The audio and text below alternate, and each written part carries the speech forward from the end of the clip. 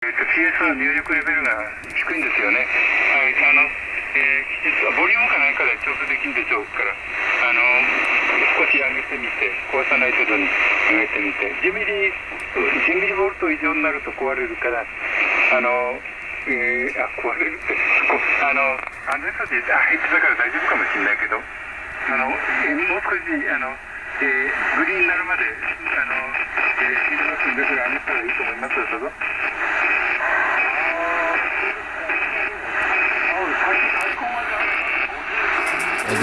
This interferences on the back, like tumble wheel. That's from Navy ships here. That's from. They have some kind of communication system like that.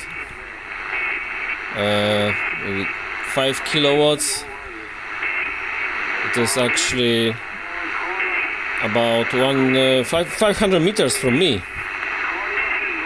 And this making interferences all over the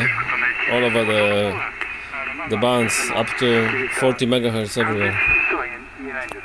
以前の山田さんと比べると全然違いますので、はい、いうことで落ち着い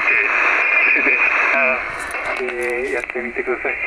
近くにいればアドバイスできるんだけど、遠くだし、俺も年だからちょっとそこまでは無理かもしれないんで、それでそんなことなんです。どうぞ。